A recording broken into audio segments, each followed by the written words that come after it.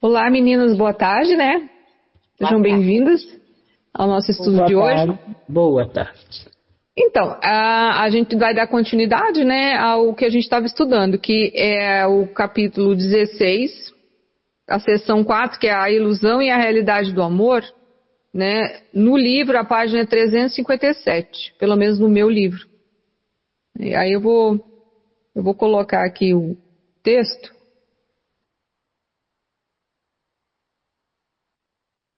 Espera aí que... Aqui, aparece.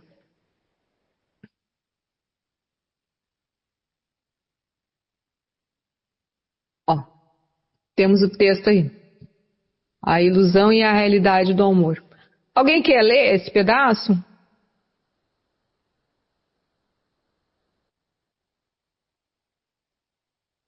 Eu posso ler, Sara, se você quiser. Por favor, Kátia. A ilusão e a realidade do amor. Não tenhas medo de olhar para o relacionamento especial de ódio, pois a liberdade está em olhar para ele. Seria impossível não conhecer o significado do amor, exceto por isso. Pois o relacionamento especial de amor, no qual está escondido o sentido do amor, é empreendido somente para fazer com que o ódio não seja visto, mas não para deixar que ele se vá. A tua salvação despontará com clareza diante dos teus olhos abertos à medida que olhares para isso. Não podes limitar o ódio. O relacionamento especial de amor não vai fazer com que ele não seja visível, vai empurrá-lo para o subsolo e escondê-lo de vista. É essencial trazê-lo para ser visto e não fazer nenhuma tentativa de escondê-lo, pois é a tentativa de equilibrar o ódio com o amor que faz com que o amor seja sem significado para ti. Não reconheces a extensão da ruptura que existe nisso, e até que o faças, ela permanecerá sem reconhecimento e, portanto, sem cura. Bem legal, né?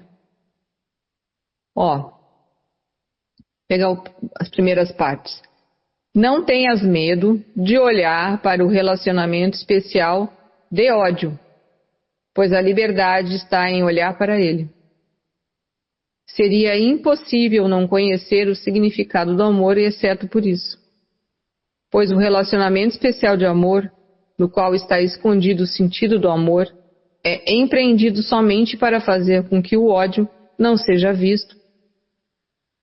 É empreendido somente para fazer com que o ódio não seja visto, mas não para deixar que ele se vá. Vocês entenderam essa frase? Vocês lembram o que é relacionamento especial? Exatamente o que eu ia perguntar. Tem dois tipos, né? O especial, que é o nosso comum, não é isso? Isso. A gente sente, e tem o outro. Qual é o outro? É, o relacionamento especial aqui vai ficar fácil você entender que o relacionamento especial, ele está falando que é o relacionamento condicionado, o amor condicional. Isso. Lembra? Você estava domingo? No encontro? Terça-feira? Não sei quando é que foi agora. Não estava Que não. se falou sobre que existe o amor incondicional, né? Onde que não se exige nada de ninguém nem de si mesmo, né? O amor simplesmente que seria entre aspas, botar entre aspas um sinônimo do amor de Deus. E o relacionamento condicionado. O relacionamento condicional, ou esse amor especial, esse relacionamento especial que fala aqui no livro, é a famosa frase assim: se você fizer o que eu quero, vou continuar te amando. Se você não fizer, eu não vou te amar mais, né? Então, os relacionamentos especiais aqui são esses, condicionados. Quem faz condições, quem é que dá condições para as coisas? É o ego. Então, sempre que houver condição para o amor se manifestar, o amor não está presente. Embora a gente normalmente se iluda ou se engane, ou como diz aqui, a gente manda para o subsolo, fingindo que ele está ali. Então vamos lá, ó. Não tenhas medo de olhar para um relacionamento especial de ódio, né? Pois a liberdade está em olhar para ele. Como é que vocês entendem isso? Entendi. Quando a gente tem ódio de alguém que a gente não deveria ter, eu vou colocar, né, assim, às vezes a gente tem ódio do pai, ódio da mãe, ódio do marido, até às vezes tem gente que diz que tem até ódio do filho, né? Porque às vezes a pessoa, né, ódio no sentido de que chega uma hora que a aversão é imensa. Há muita fúria, há muita briga, muita discussão e aquilo toda vez, né, explode em desavença, né? Então, ó, não tenhas medo para olhar para o relacionamento especial de ódio, pois a liberdade está em olhar para ele. Quando a gente tem essa briga entre amor e ódio, que é do ego, né, é um amor condicionado, a gente tem medo de olhar para aquelas pessoas que diz que a gente ama e que a gente gosta, não é assim? Não é assim que a gente faz? Ou estou enganada? Às vezes a gente pensa, né, a gente tem medo de olhar para aquilo. Não é? Só eu acontece comigo. Alguém, por favor, diga sim, não, por favor. Não. Ou nunca tinha se dado conta disso? Sim. Hã? Não é assim? É.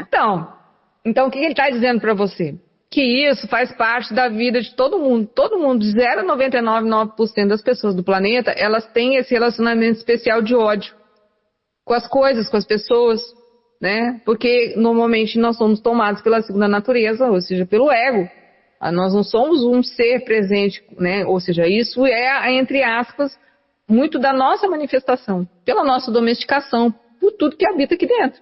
Ou seja, essa parte dessa sensação de escuridão, essa parte dessa escuridão que habita em nós. Então, o que acontece? Como nós somos domesticados a viver nessa briga entre amor e ódio, que no fundo é a mesma coisa, porque esse amor não é verdadeiro, a gente não quer olhar para isso.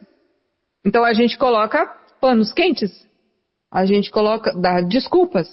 Não é assim? Ou não? Aí, às vezes, fica 20, 30 anos brigando com alguém. Mas qual seriam essas desculpas? Como seriam esses panos que a gente coloca? Só para me dar uma ideia, assim. Eu sei o que você está falando, mas eu queria um exemplo, só para clarear, que a mente está meio confusa, a minha mente. Deixa eu ver assim. Por exemplo, a gente, né, eu vou dar um exemplo mais ou menos assim que eu vivo de vez em quando. Você tem um pai e uma mãe, né? Vamos dizer, um pai ou uma mãe, né? Ou uma mãe. Ela é, entre aspas, sóbria, ela ainda tem capacidades mentais, tudo, né? Mas às vezes ela faz um monte de coisas que você já acha que ela não deveria fazer, né? Mas a princípio tudo ainda dá para ser feito, do jeito dela, da forma dela, como ela quer, né? A cadeira ali, ir no banco, pagar o boleto, ir na lotérica, né? Você fala para ela, é online. Não, ou seja, não tem. A pessoa ela ainda vive há 40 anos atrás. E aí o que acontece? Às vezes a gente começa a se irritar com essa pessoa, né? E aí a gente começa a querer controlar essa pessoa. Porque nós achamos que ela não deve mais ir no banco, que ela não deve mais viver a vida como ela sempre viveu. Isso vai dando problemas. Vai batendo. Daqui a pouco o que você está fazendo? Você está gritando com a pessoa. Porque você acha que ela tem que entender o que você está falando. Né? Isso é um exemplo, que talvez venha outros melhores.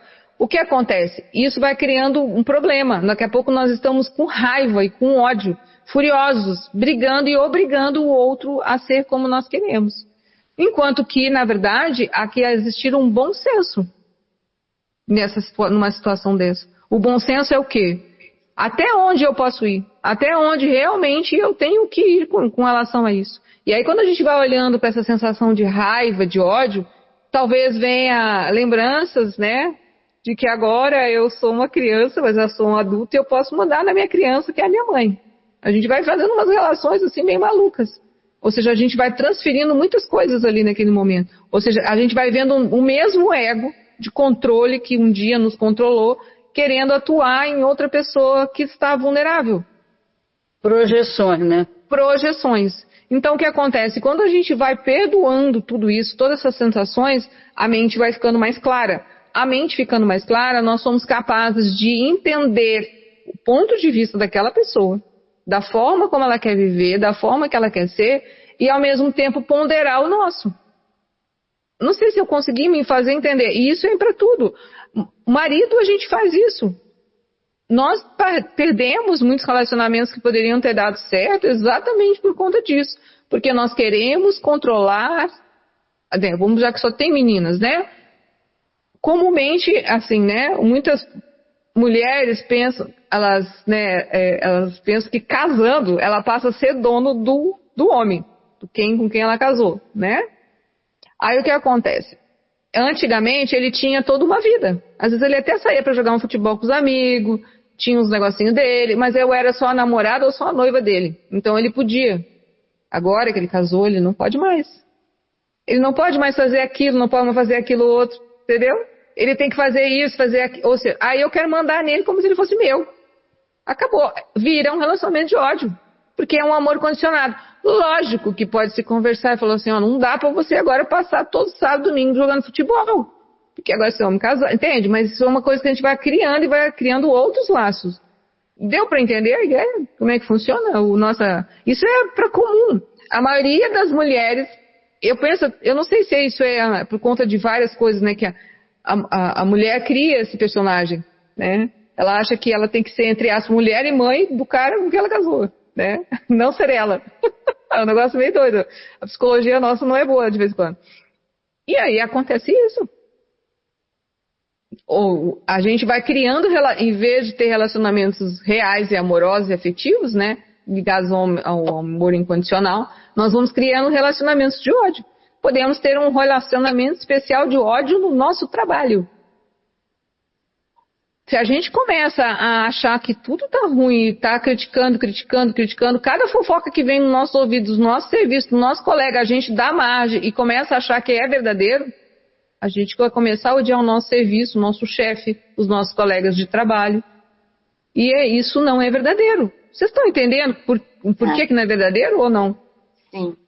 Ô, Sara, o amor incondicional é sempre quando você está junto do ser, né? Esse é o amor incondicional. E o outro, o amor relacionado, especial. Existe amor também? Ou ele é... Condicionado, né? Ele é condicionado. Condicionado. Entende? É que a gente é tão condicionado que a gente não consegue ver muito bem as ideias da condição, né? Isso é muito. Porque o amor incondicional, ele, a princípio, ele não exige nada.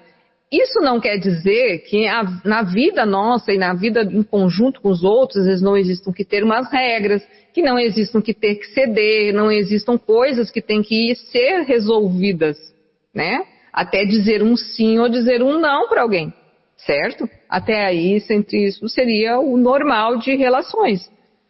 O problema é que o amor condicional, ele sempre coloca... se ele não acontece da forma como nós achamos que ele deve ser, nós nos sentimos insatisfeitos. Ou então a gente agride o outro porque ele não fez e não cumpriu as condições que estão dentro da minha mente. Então, eu tenho a forma de ter a minha mente condicionada, né, um amor condicionado, se liga a uma outra mente que também tem amores condicionados, o seu amor condicionado. Aí imagina duas condições. Né? Mas assim, a maioria das pessoas, então, tem esse amor condicionado. Não, 99,99%. A gente ainda vive no amor condicionado. A nossa função é deixar de ser assim. Porque quando a gente não coloca condições no amor, a gente não sofre. Exatamente. Entende? É assim, é a nossa realidade, Fernanda. Você falou óbvio, mas é isso aí. A noção de amor que a gente tem, principalmente homem e mulher, é que tem que doer. Isso. Se não sofrer, não é gostoso. Isso. Entendeu? É isso. Gente, que insanidade. A gente não pode... Não, ser feliz é uma coisa... é só para histórias no livro, no filme... né, na nossa imaginação, se dá para dizer, né, e ainda só que dentro da nossa imaginação ela nunca vai acontecer porque o amor é condicionado, entendeu? Né, aquele love story, aquela coisa assim, né?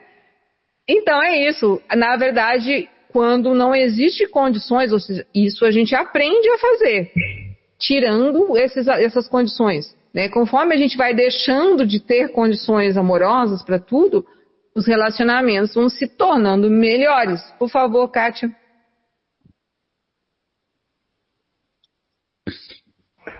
Então, né?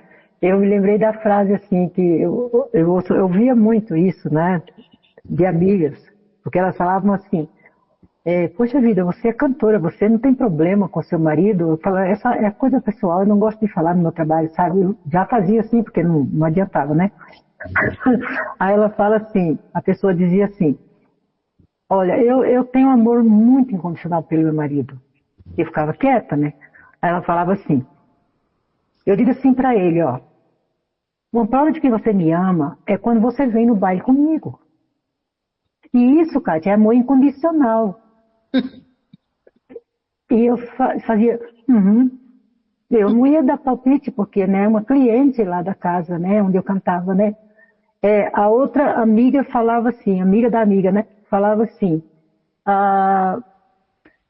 eu vou no baile com você hoje, mas amanhã você me leva até São Paulo. Eu quero almoçar lá em São Paulo. Isso é outra forma de amor condicionado. Coloca a pessoa numa condição que não é confortável. Para mim isso é bem triste de ver, né?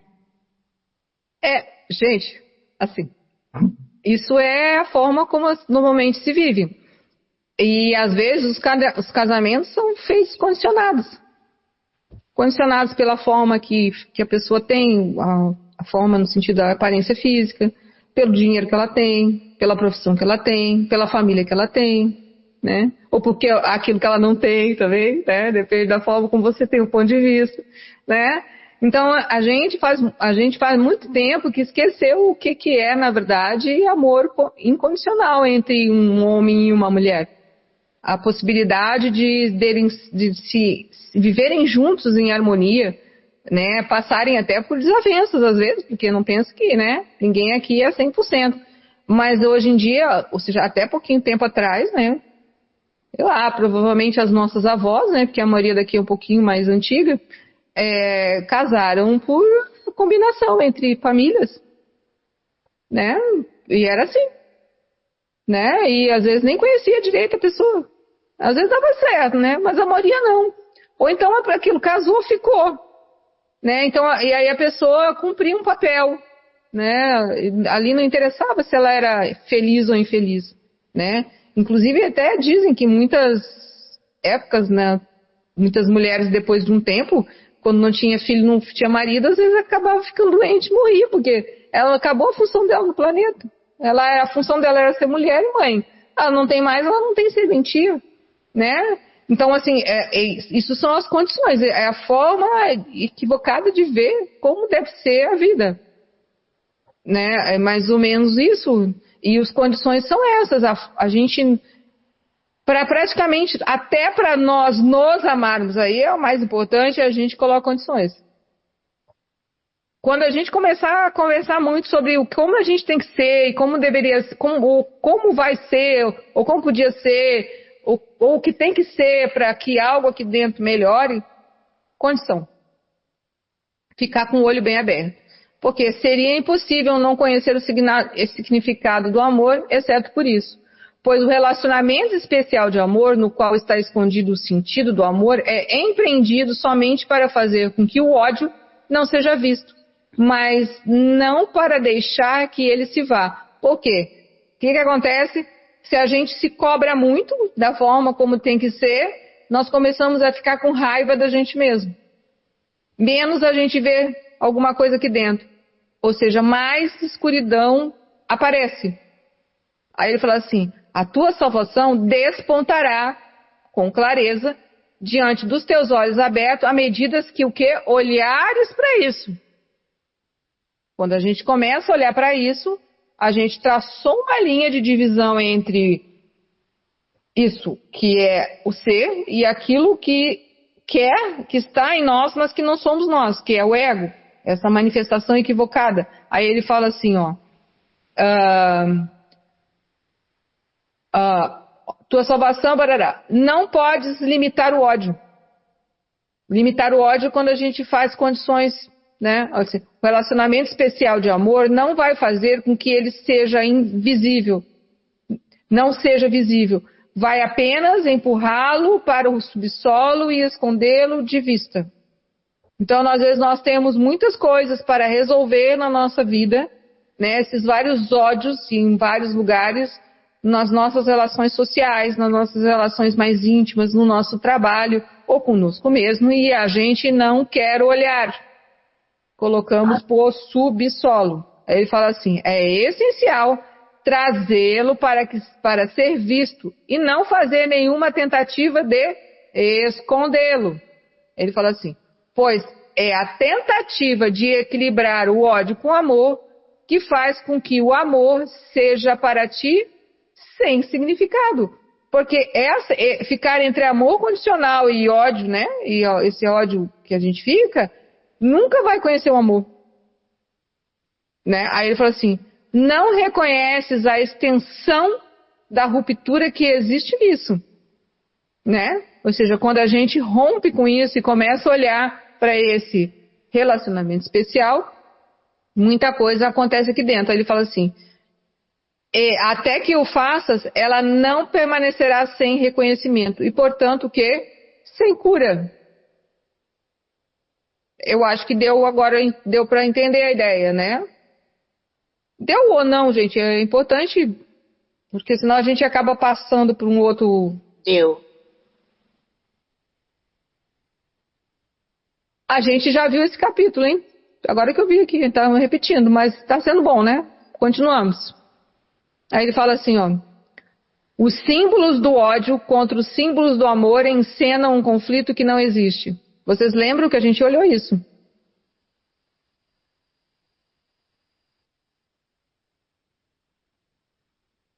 Não lembra? Sara, eu não tenho nada escrito aqui nesse Bom, capítulo. então eu sonhei, gente. Não tem problema. Não, continuando. Pode ser um dia que eu faltei, né? Pode ser, né? Continuando. Aí ele fala assim, ó.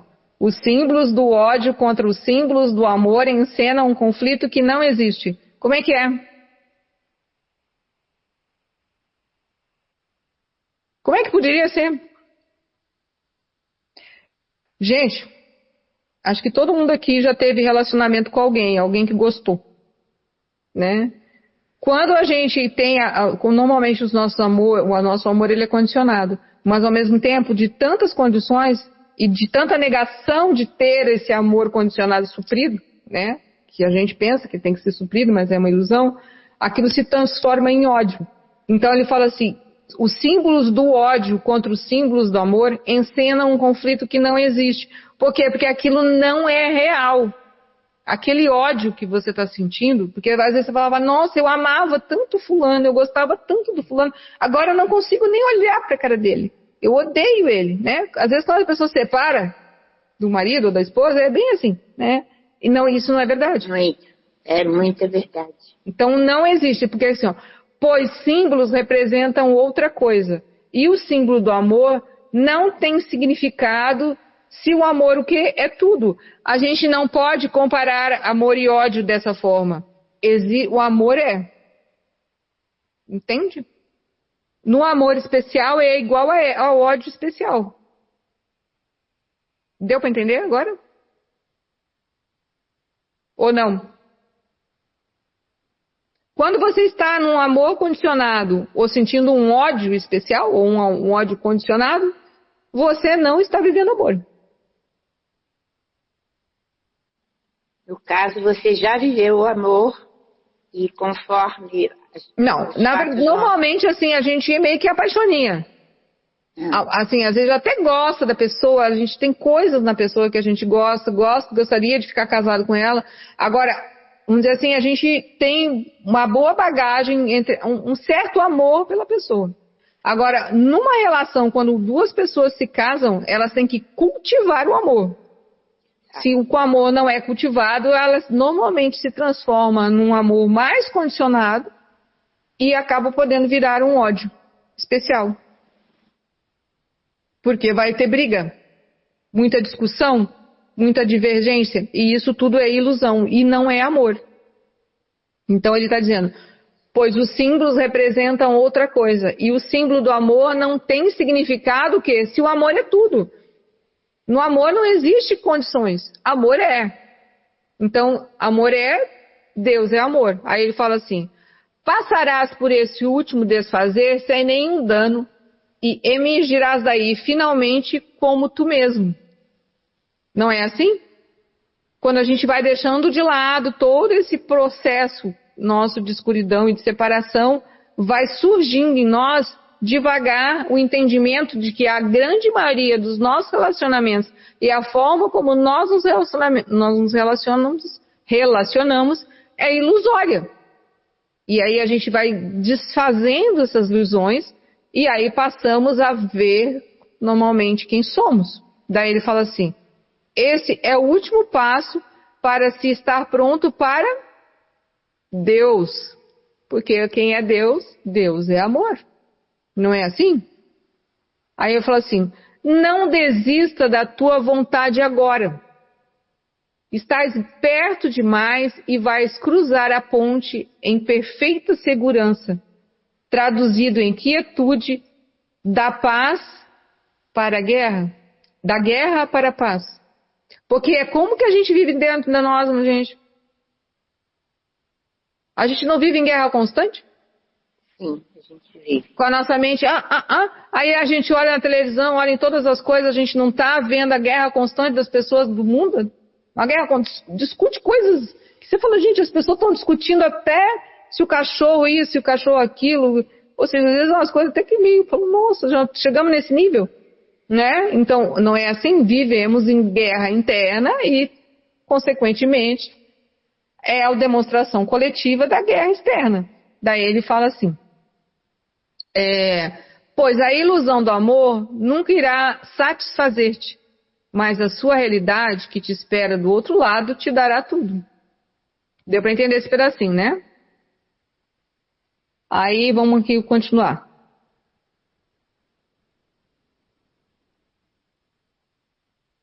O relacionamento especial de amor é uma tentativa de limitar os efeitos destrutivos do ódio, achando um abrigo na tempestade do quê? Da culpa. Isso é muito comum entre pais e filhos. Essa tempestade da culpa está sempre presente. Diz que ama o filho, e aí começa a brigar, sente ódio, sente raiva, e fica, né? E ambos, no caso, normalmente os pais sentem culpa. E os filhos ficam com raiva. É mais ou menos assim. Daí ele fala assim, não faz nenhuma tentativa de erguer-se acima da tempestade à luz do sol. Ao contrário, enfatiza a culpa fora do abrigo, tentando construir barricadas contra ela e manter-se do lado de dentro. Nossa! O relacionamento especial de amor não é percebido como um valor em si mesmo, mas como um lugar de segurança, do qual o ódio é cortado e mantido à parte. Vocês já sentiram isso? Em que a gente às vezes não fala e dentro a gente está que nem uma panela de pressão? E que simplesmente porque aquilo é uma ilusão, se a gente respirasse, se desse conta de si mesmo, a gente começaria a se perdoar por aquilo, né? Porque aquela culpa, aquele medo, tudo aquilo ali não é verdadeiro e poderíamos ver a realidade dos fatos e talvez resolver uma situação, mas normalmente nós somos criados ou condicionados a não resolver as coisas, não é assim? Aí ele fala assim, o parceiro especial no amor é aceitável só enquanto ele serve a esse propósito. Não é assim? A gente é muito apaixonada por ele, mas aí ele nos decepcionou com uma coisinha que ele fez, ele já não está servindo muito. Por isso que hoje em dia as pessoas trocam a cada 6 meses. Né? Virou mercadoria. Daí ele fala assim, o ódio pode entrar e é até mesmo bem-vindo em certos aspectos do relacionamento, mas ele ainda é mantido pela ilusão do amor. Aí aquele entre tapas e beijo, né? Tem uma musiquinha assim, é isso. É isso que ele tá falando aí, né? Aí vamos continuar aqui. Ele tá descrevendo a nossa situação, gente. Mas por que o ódio é bem-vindo? Eu não entendi.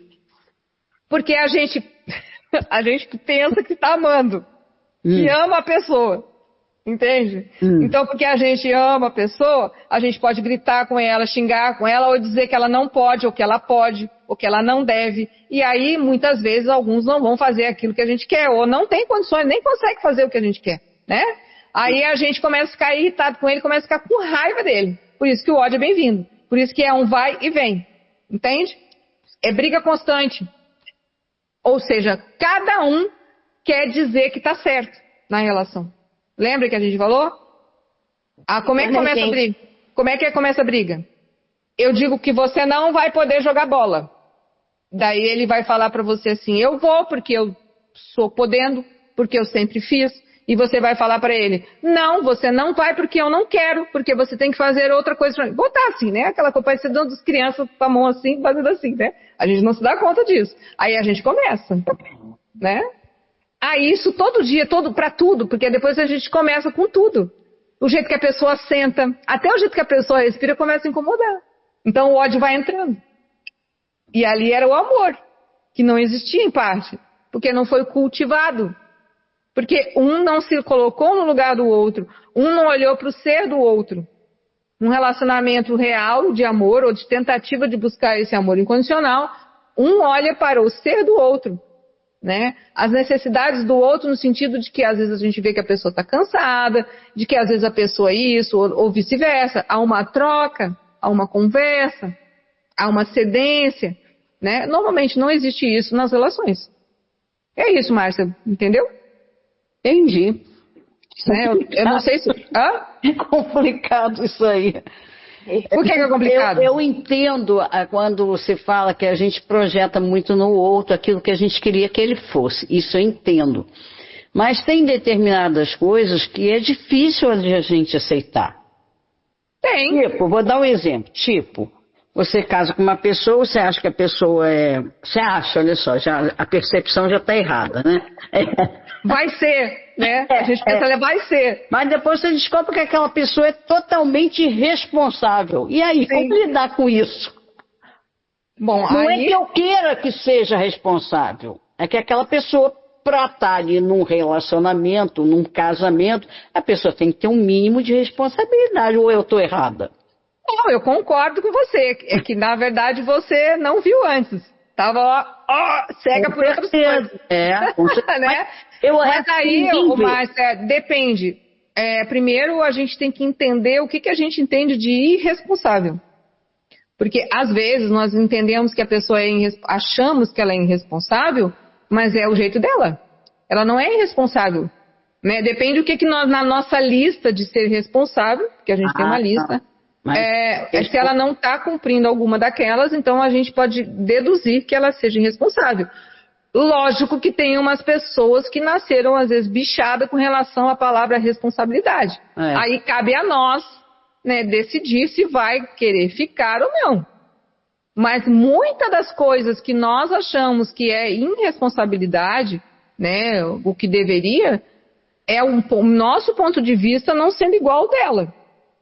Então, às vezes, há que sentar, tentar conciliar, mas algumas pessoas não vão mudar nunca para aquilo ali. Não muda. Pior que não muda.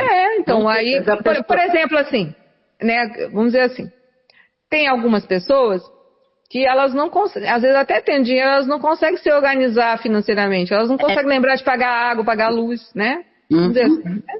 Ela tem até dinheiro, né? Ela não lembra. Ou ela deixa, depois, entendeu? Tem gente que é assim. A gente, né? Então, se você casou, por exemplo, ou se eu casar, ou se alguém casa com uma pessoa assim, você vai ter que ser obrigado a pegar as contas para você pagar. Senão vai ser sempre um BO. Até que talvez algumas coisas se resolvam. Porque se a gente morre na raiva e nesse pensamento que a gente tem, a pessoa muda. Muda, por incrível que pareça. Muito disso não é real. É a forma que a gente está vendo a pessoa. Porque... O dia que ela nos decepcionou com meia dúzia de coisas, a gente carimbou, assim, no nosso quadro em branco, né, que a gente, vamos dizer, aquela pessoa era um quadro em branco. Aí, num dia que ela nos decepcionou, etc., no quadro dela, a gente carimbou irresponsável, não sabe fazer isso, não sabe fazer aquilo. A gente carimbou, e aquilo ficou na nossa mente como uma verdade. E cada vez que ela tenta fazer ou ela faz uma coisa que não é igual àquela, a gente não nota. Com certeza, isso é assim. Entende? Então, conforme a gente vai mudando a nossa visão aqui dentro, com relação àquela pessoa, aquele quadro que a gente tem dela, primeiro porque a gente tem que apagar o quadro inteiro, né? Ho'oponopono, meu Deus do céu. Porque, na verdade, aquele quadro não existe, só coisas da nossa mente. Porque a pessoa é quem ela é, né? Então, assim, isso às vezes é um pouco difícil de explicar totalmente, mas funciona assim. Então, cada perturbação, cada pensamento equivocado, cada pensamento que a gente tiver sobre a pessoa, que não for uma coisa objetiva e direta, mas for como eu digo, um rancinho sobre alguma coisa, nem que seja assim, tá lá ele de novo fazendo negócio, ó, entendeu? Perdoar. Agora, Sara, sabe que eu vou fugir só um pouquinho do assunto aí, nosso, o que eu acho interessante, por exemplo, esse exemplo que eu citei, para eu trabalhar isso, eu preciso limpar em mim, segundo o Dr. Heulen, que ele limpou, segundo lá, aquele ala do hospício. Psiquiátrica. Mas antes, cada ficha que ele pegava, ele limpava, tudo que ele pegava, ele limpava nele. Sim. O entendimento dele é que se chegou a ele, é porque ele tem. Em momento algum ele fala em ressonância, mas eu chamo isso de ressonância, né? Sim. Então, de alguma forma, eu acho que dá para aliviar um pouco esse ranço, vamos dizer assim, né? Tendo esse entendimento. Que se eu estou passando por aquilo ali, se eu esbarrei naquilo ali, de alguma forma eu tenho isso dentro de mim. Sim, é que entenda o seguinte, que alguém dentro de você se acha muito responsável e cumpridora dos seus deveres. Isso. Tá? Então, aí, cada vez que seja o seu marido, seu filho, seu vizinho, ou o presidente do Brasil, ou de outro país, que seja, e não cumpre a sua cartilha da responsabilidade, né, ele é irresponsável. Então, é isso que você tem que exterminar aí dentro, isso que você tem que limpar, né? Entende? Porque não a própria palavra responsabilidade, ela ainda é carregada de domesticação. Tá? Então, a gente vai entendendo que a forma de como o mundo tem que ser e funcionar, talvez não precise ser da forma que a gente pensa. Pode ser muito mais fácil e mais simples. Não consegue? A gente carrega malas e malas. A palavra responsabilidade, em si, quando a gente fala, ela já é um peso. E a palavra responsabilidade não seria nessa função, ela não carregaria peso. Você é responsável por você mesma. Você é responsável em fazer aquilo que você tem que fazer. Somente isso. Não pela vida dos outros e vida dos demais. Consegue entender? Lógico, se é a mãe, tem um bebê pequeno, entre aspas, você é responsável por dar. Né? Mas o responsável pelas ações e pelo aquilo que te compete no momento como uma cuidadora, como mãe daquele bebê. Né? Mas algumas coisas nós passamos do limite. Então, olhar essa palavra seria interessante, Márcia, se isso te incomoda. Não, haja Ho'oponopono, como eu faço? Mas às vezes você olhar que nem diz lá no fundão, né? Pois, então, é isso que eu estou pedindo. Porque quando um marido, alguém de fora, não cumpre a sua lista de responsável, talvez você tenha que olhar como é que é a sua lista. E isso é bom para você, porque o dia que você limpar essa lista da responsabilidade, a Márcia vai se sentir bem. Acabou a guerra. Eu atraio um pouco isso, entendeu? Então, segundo, é por isso que eu citei o outro estudo, né? Eu tenho isso dentro de mim, de alguma forma. Eu não consigo enxergar, por isso eu peço ajuda. Sim, mas isso é lógico. Se fosse, que nem eu tenho umas coisas, eu falo, gente, eu não consigo ver isso aqui, que bate de novo na minha porta, e de novo na minha porta. Eu falei, bom, um dia eu vou ver. Eu não consigo enxergar, isso eu não consigo. E é nessa hora em que a gente se acolhe amorosamente para entender que calma, tranquilo. Não é que não, você ainda não viu. Calma, né? Ô Sara, se eu tenho uma conta para pagar no dia 5, eu tenho dinheiro no dia 1º, eu já vou lá e pago a conta. Sim, tem medo de... Não... Imagina, medo de esquecer. Isso, tem gente que não, espera passar, o dia 5 paga no dia 6. Isso, não, ainda tem gente que calcula, não, só vai vencer, né, como tem o sábado e domingo, então eu vou pagar a segunda, não vou dar o dinheiro pro banco antes dele, não sei o que lá. Tem vários discursos, os discursos do ego são interessantes às vezes. Eu não consigo ser diferente disso. Entendeu? Isso aí é comprado. A gente é filho dos filhos da Segunda Guerra. Então, para eles, o dinheiro era complicado. Entende?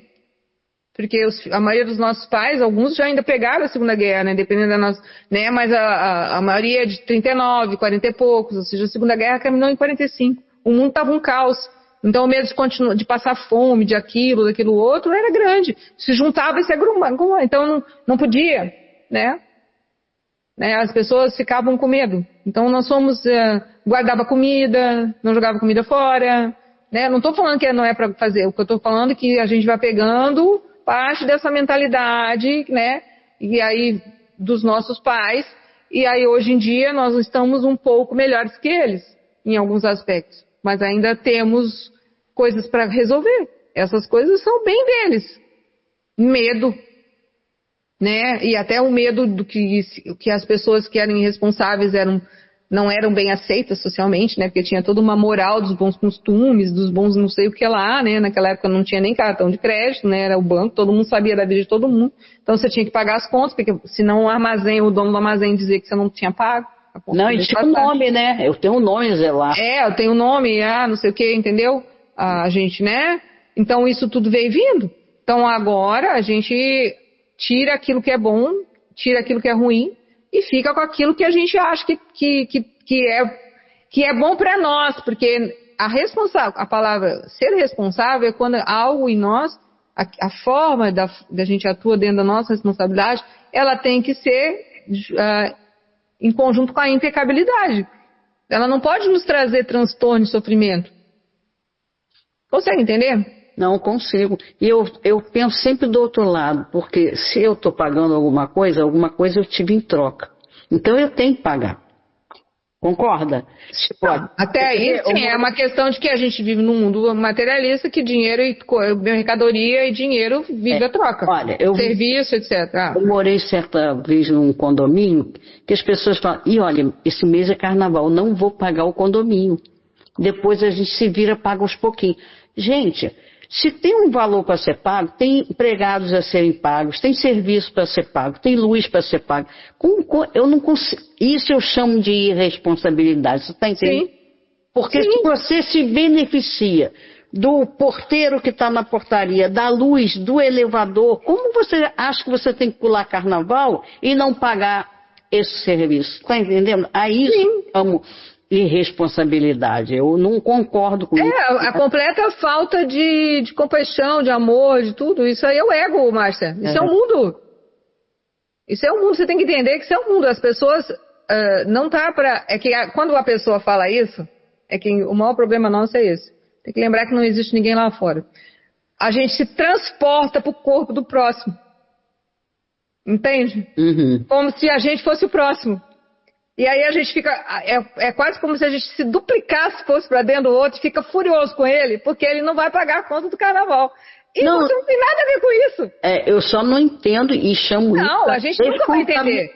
Não, isso a gente não vai entender. A única coisa que cabe a nós, quando a gente ouve uma frase dessa, e aquilo não foi bom, aqui dentro a gente deu, né? Uhum. A gente tem que perdoar e não precisa entender o porquê. É melhor não perdoar. Não, porque se você tentar entender o porquê, você não vai conseguir, porque isso é o mundo da ilusão. Entende? Porque, na verdade, a forma como a gente vive nesse planeta, ela é ilusória. Eu não sei, às vezes eu acho que a gente está vivo porque Deus quer ainda, comida cheia de veneno, a água cheia de não sei o que lá, tudo assim, né? a insanidade correndo por outros, né? E lógico que não é todo mundo, mas é um percentual grande de gente. Então a gente está, entre aspas, a gente é sobrevivente no meio de tanta loucura. Uma das coisas que eu aprendi com aquelas primeiras lições é olhar as coisas sem classificar. Por isso que eu falo para você, não, é melhor nem perdoar. Não, aquela pessoa é assim, pronto. É que no início é assim, a gente ainda às vezes vê isso. Mas daqui a pouco, qualquer manifestação que aparentemente seja desagradável, ou seja, que venha de fora para dentro, ela vai ser perdoada porque ela não é real. Porque você não consegue entender? Ela não é real. Então você já passa a não dar tanta importância para a maioria das loucuras que existem no mundo. Porque isso é o mundo do ego, gente. Esse aqui é o mundo da roda samsara, esse aqui é o mundo da ilusão. Esse mundo não é... Por isso que a gente fala que ele não é real. Por isso que fala do desaparecimento do universo. Porque esse universo que a gente vê, ele é ilusório. Cabe a nós tentar abrir o véu da ilusão, né? Ou como se diz, o véu de Maia e vários outros simbolismos que existem, para abrir na brecha, né? O próprio Dr. Joe fala, né? Quando a gente chega lá, né? Que as ilusões se dissipem, que eu veja a verdade por trás das coisas. Porque a gente não vê a verdade, a gente não vê as coisas como elas são. Não. A gente não vê nem a mão que a gente tem. É por isso que eu não largo mais o Espírito Santo. Pois então, é isso que é... Então é isso. Então Ele consegue enxergar, eu não. Isso, e é muito legal isso, porque quando você entrega na mão do Espírito Santo, você começa a criar uma parceria. E ele vai começar a te avisar de uma forma mais constante. E você vai ver os resultados até de uma forma mais galopante. Porque você não vai dar margem a essa mente ilusória, essa mente errada, como se fala no próprio curso. Devagar algo se abre. Algo aqui dentro vai acontecendo e as percepções serão diferentes. Né? E aí é isso. A primeira sensação de gratidão é uma sensação amorosa. Então a gente começa devagar a entender o que é o amor. Então, quando você sente gratidão e sente raiva do seu marido, do seu vizinho, tem uma coisa errada. Aí tem uma, entre aspas, uma forma de comparar algo. Né? Não que é para fazer essa comparação, mas a gente tem já uns parâmetros diferentes.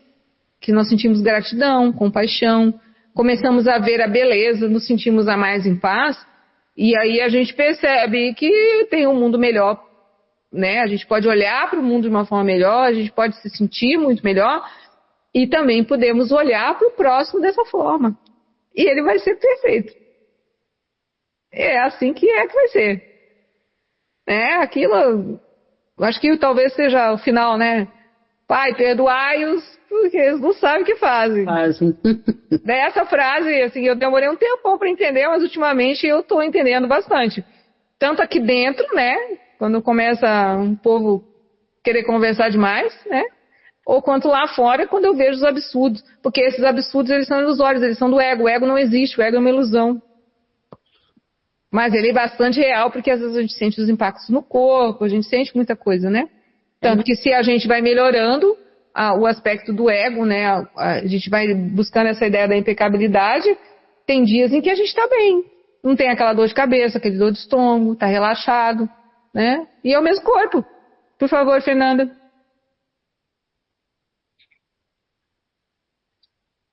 O teu microfone acho que está desligado, Fernanda.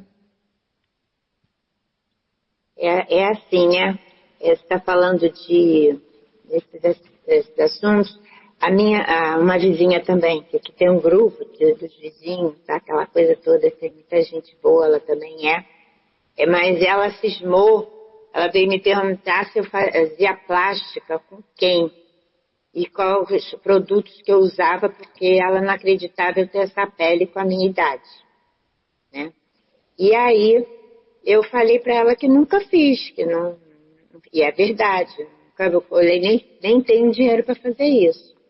Aí ela chamou a moça que trabalha aqui para perguntar se eu já tinha feito plástico ou botado botox. Aí a menina falou, não, nunca vi. Eu estou com ela há 4 anos, mas nunca vi. Eu nunca tive, ela já teve apêndice, foi para o hospital e tudo mais, mas Assim nunca vi. Eu sei que não, porque as filhas também ajudam ela e não ajudam nisso. E ela, não satisfeita ainda, foi perguntar para uma outra se achava que isso podia ser verdade. Eu quieta. Mas por dentro, eu já estava começando a ficar, vamos dizer assim, brava. Com raiva. Sim. Brava, né? Raiva. Vamos dizer assim que ela estava abusando. Você falou a palavra certa, porque a palavra raiva eu acho muito feia, né? É brava, mas não discutir, né? Então, eu lembrei agora porque você falou, pai, perdoar o que eles fazem, né?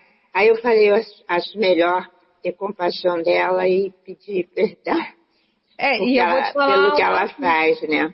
E eu vou te falar uma coisa, muitas vezes, exatamente por ela, às vezes, mentir bastante, quando alguém não mente pra ela, ela não acredita. Não consegue entender? A gente é meio doidinho. Eu achei que era falta, aí eu falei pra mim, assim, Antônia, ela deve ter um parafuso a menos. Quer dizer, já julguei, né? E você cuida pra dizer parafuso a menos, não parar no ouvido dela, que o problema nosso é que a ingenuidade, né? Você sabe que a conversa vai...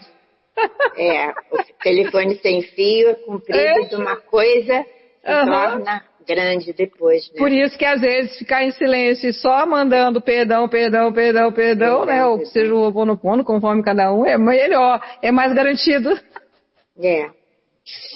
Mas tem gente assim, tem gente abusada, né? Tem gente que, assim, né, às vezes... O mundo tá cheio, como você falou, né? Eu já passei, assim, por alguns abusos, assim, também. E algumas horas, a gente vai... Quando a pessoa vai além, a gente, agora deu. Né? E às vezes a pessoa sai emburrada, mas depois ela volta. Esse povo que é acostumado a fazer isso, eles têm esse hábito. Eles não entendem. Na cabeça deles estão ajudando, estão não sei o quê, mas não é um negócio que é muito saudável. Mais ou menos exatamente, assim. Exatamente isso que você falou, que não é saudável. Né? Eu coloquei errado, disse para a menina que ela tem um parafuso a menos. Né? Ela não é saudável, a mente dela não é saudável. Não é bom, né? Ou então, assim, quando uma pessoa ela encana muito, né?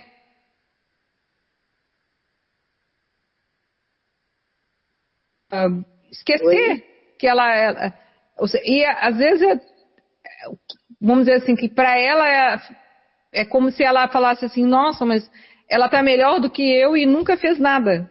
O ego dentro, ela tá em sofrimento, consegue entender? Ela precisa de uma atenção diferente. Então, nessas horas você só limpa porque não tem como explicar. Não tem, por mais que você explique, é aquela coisa, você explica uma vez, você explica 2 vezes, você explica 20 vezes, explica 30 vezes. Então aí você tem que deixar quieto. Que a pessoa não vai acreditar que você não fez. Né? Isso é muito, né, comum, assim, nas relações é bem assim. É que nem uma mulher encana que o marido traiu ela e ele nem estava pensando em nada, nem traiu nada. E ela encana, ela vai infernizar a vida dele. Aí daqui a pouco falou, então agora eu vou fazer o que preciso. Ou você agora tem motivo. Começa assim depois, a briga. Muitas vezes é assim. Né? Então tem umas pessoas que elas são insistentes, eu não sei o que elas metem um negócio na cabeça e tem que ser assim e é assim. Porque ela acha que é. É loucura, é insanidade isso, como você disse, mas a gente não dá pra sair falando para os outros que os outros são insanos, porque as pessoas adoram conversar e levar e trazer. Fique esperta aí com as conversas. Bem na cabeça dela mesmo, porque ela foi depois dizer pra menina assim, eu já sei o que ela fez. Não vou ficar perguntando mais, porque eu já sei o que ela fez. Tem sanidade. É isso aí. Por aí, as loucuras, né? Então deixa eu só terminar esse último aqui, ó. Aí aqui que eu falei, né? O ódio pode entrar e é até mesmo bem-vindo em certos aspectos do relacionamento. Mas ele ainda é mantido pela ilusão do amor. Se a ilusão se vai, o relacionamento é rompido ou vem a ser insatisfatório com base na desilusão. Ou seja, se a ilusão se vai, o relacionamento é rompido ou vem a ser insatisfatório com base na desilusão.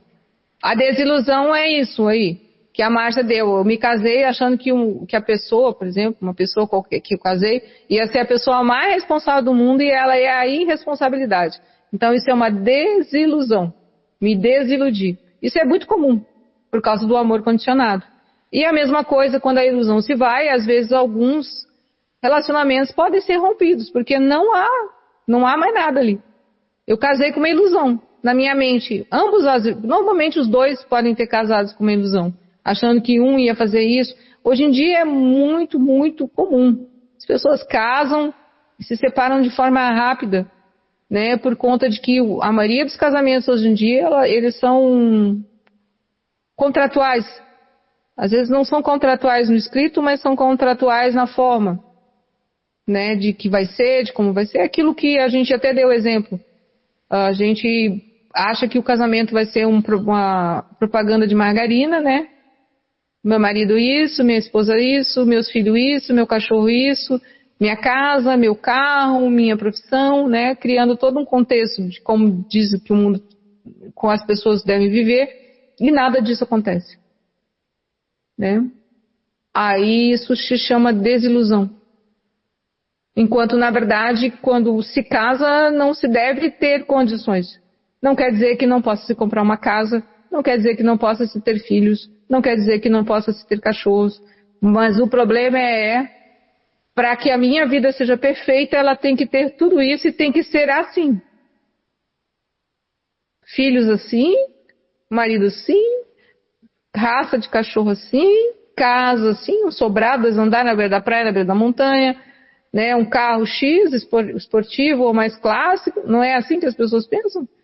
Alguns vão se vestir mais moderninho, uns vão se vestir mais clássicos, né? São personagens. De como a gente acha que é uma família, de como acha que é um casamento, de como acha que é ter filhos, de como acha que é ter um cachorro, né? Vocês conseguem entender o que eu estou falando ou eu estou fora do contexto? Quando a gente assume esses personagens, não há amor, né? Então, nós temos que aprender que só existe o ser. Então, aprender a nos relacionar mais com o nosso esposo ou nossa esposa de ser para ser, com os nossos filhos de ser para ser, até com nossos pets de ser para ser, né? E até com a nossa casa de ser para ser. Porque a gente já entendeu que a casa também é uma memória. Né? O nosso carro também, lembra? O Dr. Len, né, entrava e ensinava os objetos e as coisas a fazer o Ho'oponopono. Porque eu não vejo nada como é agora. Eu tenho dado significado, né, nesse quarto, tudo que tem para mim. A gente não vê as coisas. A gente anda e não vê nada. A gente anda dormindo. Até o corpo, se a gente começar a olhar para o corpo de outra forma, é capaz dele se autocurar rapidinho. Porque a gente às vezes tem uma ideia de que o significado do nosso corpo, que ele é doente, que ele já está velho, que ele não serve o suficiente. Mesmo que a gente diga não, mas dentro da gente o sentimento é esse. E se a gente tem esse sentimento, é equívoco. Não há cura. Deu para entender? Uhum. Foi muito longa a viagem, assim, mas é meio isso, gente. Né? Então a gente vai entendendo essa ideia, essas ilusões do amor, né? Porque a gente ainda conhece muito pouco de amor, gente. Mas o amor é algo que pode ser cultivado e aumentado dentro de nós. Né? Quanto mais a presença do ser, ou seja, essa ideia de se ligar a Deus, né, se ligar ao divino, for acontecendo no nosso diário viver, a gente vai ter flashes desse amor. E por ter flashes desse amor, ou instantes desse amor, o ódio, a raiva, os ressentimentos, as amarguras não tomam conta mais da forma que era. Porque um momento de paz é quase que fosse 1 milhão de anos. Sensação de que, né? Então não vai ser 1 minuto de raiva que vai me deixar perder assim, 1 milhão de anos de paz com Deus. A gente começa a, vamos dizer assim, jogar as cartas conforme a gente quer. Não mais como o ego normalmente fazia. Ou seja, o sofrimento ele pode diminuir de forma rápida e grande na nossa existência. Aí a gente vai olhar para mais profundamente para outras coisas que a gente nem viu em nós, mas que estão lá. A gente limpa a casa, Inicialmente a gente faz isso, a gente limpa a casa. E depois a gente vai limpar os cantinhos. Abrir os armários, abrir a gaveta, né? Abrir uma gaveta, às vezes, até fisicamente, assim, nossa, tem tanta coisa lá dentro, hein? Pra limpar, hein? 2 sentidos, não tem? É isso. Guarda-roupa, então, quantas lembranças, né? Olha lá, eu faço isso de vez em quando. Hoje eu vou arrumar essa gaveta. Porque tá cheio lá, gente. Memórias e memórias, pensamentos e pensamentos, sentimentos e sentimentos. Escuridão e escuridão. Separação e separação. A gente pode usar um monte de palavras, mas é a mesma coisa. Entendeu? E desilusão também, né? Aquele chaveiro, aquele negócio, olha só. É rapidinho, a gente lembra tudo, o passado bem. Onde ele sobe, né? Então é isso. Tá bom, gente? Na verdade, a gente já viu tudo isso aqui, gente. Esse capítulo, tudo, mas fazer o quê, né? Vamos ver de novo. Acho que tá servindo. Né? Então a gente parou aqui. A gente vai ver o 4 na... Travou. Só para mim ou para vocês também? Parou. Não, travou para mim também. Então tá, ó, a gente vai ver, a gente viu até o parágrafo 3, né? Aí semana que vem a gente já começa no parágrafo 4. O amor não é uma ilusão, né? Pra gente não, né, vou gravar, é porque como teve 2 semanas meio conturbada, eu não conseguia achar onde tinha parado. E a gente já viu isso aqui. Mas foi bom. Acho que foi, né? Não sei se vocês lembravam. Foi. Né? Porque a gente ainda tem que entender que muito do que a gente pensa que é amor não é amor. Isso é o mais importante. E não se iludir com isso. Porque quando a gente não se ilude com isso, a gente não se desilude. E as coisas são como são. E aí talvez realmente o amor apareça de uma outra forma, de um significado totalmente diferente dentro do nosso coração, que a gente nunca tinha visto. Como eu conheci o amor diferente, agora que estou aprendendo. Achava que não é só você, amor. todos nós temos que aprender isso. Porque lembra que são 97% de inconsciência e 3% ou 5% de consciência, né? Então 97% de nós está completamente adormecido e enrolado na escuridão. Ou seja, o amor ali praticamente não existe. Né, no sentido de visão, não que ele não exista ali, ele não se vê. Então esses 3 ou 5% é que devem começar a florescer em nós, para que esse amor fique mais presente e ajude, na verdade, a acessar esse subsolo que ele está falando ali no início, que a gente lembra o subsolo? É os 97. A gente está ainda nos 3% brigando entre ficar desperto e não ficar desperto. Quando esses 3%, né, ou 5% eles ficarem mais constantes, a gente desce no subsolo. Aí a gente já tem uma certa base interna para poder ir para o subsolo, olhar a nossa escuridão, como ele diz aí. Eu já percebi, sabe, Sara, que uma coisa primordial nos nossos estudos, sejam essa parte, o 100, o Ponopono, é a observação. A gente tem que observar muito, muito, muito mais as coisas para poder reparar, né, e fazer. Chega para lá, minha gata está chegando. E tentar consertar. E outra coisa que eu tenho sentido muito, a coisa te dá um sinal. Toda vez, às vezes, você está numa conversa, ou você passa por aquilo te traz um certo desconforto. Uma coisinha, às vezes, uma coisinha pequenininha. Mas, sabe, tipo, bateu mal, não sei o que aconteceu, não sei, sabe? Ali tem alguma coisa, pode vasculhar que ali tem alguma coisa. Sim. E aí o que você faz? Vou vasculhar. E aí o que você faz também? Peço ao amigo, meu amigo me dá a mão aqui, vem cá, me ajuda, ilumina, porque eu preciso saber onde que está esse desconforto. E se parabeniza. Porque você nunca sabia disso antes. Não. Você fala, nossa, Márcia, você tá ficando boa, hein? Você tá ficando melhor. Hoje fiz uma coisa que eu tava para fazer já um tempão, mas eu sempre esquecia. Eu ia fazer qualquer coisa e lembrei dele perguntar antes primeiro. Falei, não, primeiro eu vou saber a tua opinião. É isso que eu tenho que fazer, me ajuda. Me orienta, me guia. E de alguma forma ele dá um sinal e diz se é isso que eu tenho que fazer. Pela primeira vez eu consegui fazer isso, gente. Eu não tinha conseguido ainda fazer. E estava só, tem que fazer isso, tem que fazer isso. Aí lembrava depois que tinha feito. Entendeu? Poxa, aí você já tem a dica. Isso é ser responsável. Isso foi muito bom que a Márcia falou, Márcia.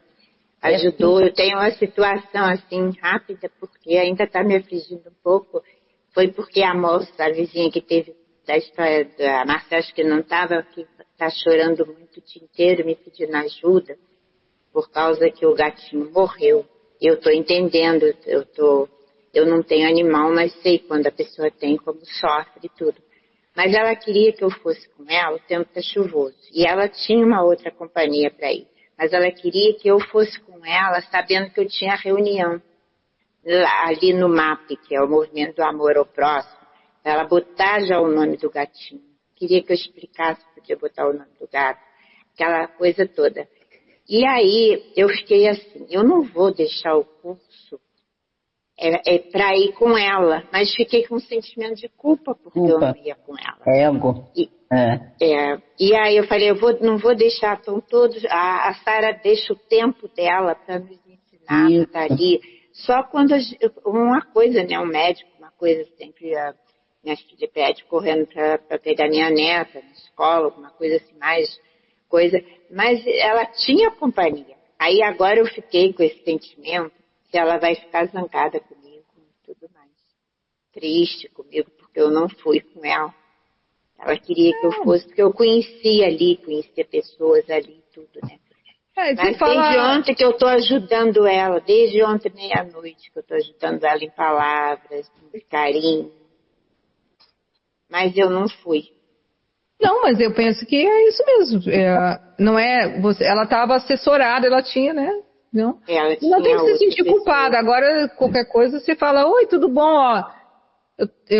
A minha reunião acabou, depois se você quiser conversar, se você quiser, entendeu? Você meio que fala para ela alguma coisa e deixa a solução aparecer, ou então simplesmente aguarda e eu falo assim, eu entrego na mão de Deus algumas coisas. Porque às vezes, se você virasse um tapete para ela passar em cima, não ia fazer diferença. Uhum. Porque ela está vendo só o sofrimento dela, e nem é um sofrimento, né? A gente entende que a morte, a gente já entende o processo da morte diferente, seja de um gato, cachorro, de outra pessoa, né? Então, se ela não entende, você não pode, né, culpar ela e nem se culpar, né? E fazer o seu melhor, ou seja, se ela tinha alguém para ir, se não era algo gravíssimo, né? Vou fazer o meu coisa, eu mesmo tive que fazer isso. Uma pessoa me ligou... Né? Hoje, antes do nosso compromisso, e eu falei, eu vou ter que desligar, né? E eu sei que ela não acha bom, mas eu falei, eu tenho compromisso, papapá. E vai ser assim, porque é assim, né? Porque a conversa não era nada, o gato já morreu, ela já não sei o que lá, ou seja, não é nada mesmo, tipo assim, o gato está aqui, me ajuda, preciso levar o gato no veterinário, é emergência, o gato não morrer. É diferente, né? Mas agora ali já aconteceu. Mas desde ontem que o gatinho chorosa durante muito tempo essa pessoa, né? Até uma hora que ela esquecia do gato, arranjar um outro gato, ou mudar alguma coisa, ou morrer outro gato, né? Porque junta tudo. Mas isso é o comum do ego. Isso é do ego. Então não entra muito. Parte da conversa você vai, parte você lembra de você. Porque senão acaba eu sofrendo e ficando. Não tem que sofrer. Né?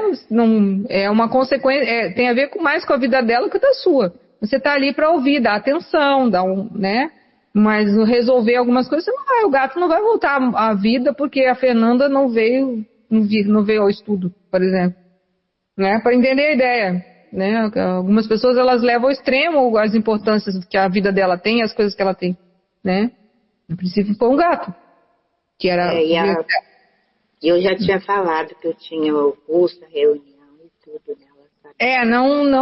Ego é ego, Fernanda. Vai começando devagar a entender que a mente das pessoas hoje em dia está um pouco diferente da sua. E aí lembra que compaixão. E também, ao mesmo tempo, se lembre do que você quer e o que é importante para você. Que a gente não veio salvar o mundo. E ninguém. Tá bom? Tá, obrigada. E aí, gente, então a gente vai encerrar a nossa gravação, né? Aí alguns eu encontro amanhã e outros domingo. Tá bom? Um grande abraço a todos, né? Um grande abraço. Se vemos a todas. Boa Tchau. tarde. Obrigada.